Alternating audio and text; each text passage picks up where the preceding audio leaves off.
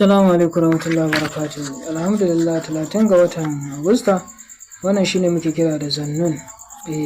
Alsal Zannun insha Allah da fatan muna lafiya. To in kana bukata ka tura da kuɗi a siya. To alhamdulillah masha Allah dangane da layar bata kuma muna nan dai muna ta yadda wannan suka samu kuɗi. Yadda wannan ya samu kuɗi da izinin Allah kai ma za ka samu. Kawai kai mana magana a WhatsApp ɗaya daga cikin lambobinmu in kai wannan ba amsa ba sai kai magana da wannan insha Allah za ka samu amsa. Tasrifi gaskiya ne. Tasrifi gaskiya ne. Yadda waɗannan suka samu kuɗi, yadda wannan ya samu kuɗi da izinin Allah kai ma haka za ka same su. Za mu iya baka kai da kanka, za ka iya zuwa inda muke a sai turare a yi maka aiki, za ka iya turo da kuɗi a sai turare a yi maka aiki. Za kuma ka iya aikowa insha Allahu da turaren idan kai ka siya da izinin Allah, amma ka tabbatar ka sai turare original kafin aiki. Tasrifi gaskiya ne domin samun cikakken yaƙini da kuma ƙarin samun abubuwa guda 5 waɗanda ya kamata a ce ka fahimci gaskiya da kuma ƙarya akan aikin tasrifi.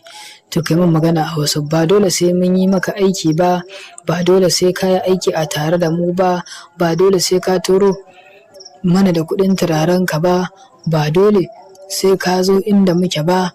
A'a, menene ma asalin tasrifi da ake ta cutar ku, ana ansa kuɗin a wajen ku, ana cewa za a buga muku kuɗi, za a yi muku tasrifi, za a yi muku tasrifi. Za ka samu cikakkiyar gaskiya akan me tasrifi ke nufi. Daga nan ko iya wannan ka samu mun ƙaru da kai, sannan kai ma ka ƙaru da mu, domin zuwa gaba idan har ka shirya za ka ba wani ya maka aikin tasrifi, da in ka rasa waɗannan abubuwa da za mu gaya maka a tare da wanda zai maka tasrifi, to ka ba shi domin cuta ka zai yi. Za mu buɗar maka da ido, mu wayar maka da kanka akan abin da ya shafi harkar tasrifi. Domin daga yanzu ba wanda zai ƙara cutar ka ya ƙara amsa kuɗi daga wajen kai ce zai maka aikin tasrifi sannan ka yi da shi. Illa sai idan ya nuna maka ire-iren waɗannan abubuwa da muka nuna maka su a zahiri da izinin Allah. Ina mana fatan alkhairi da fatan muna lafiya. Za ka iya zuwa mai maka aiki, za ka iya turowa da kuɗi a maka aiki, hasali ma za mu iya ɗaukar aikin mu baka ka yi da kanka, ka sai turare ka yi da kanka da izinin Allah.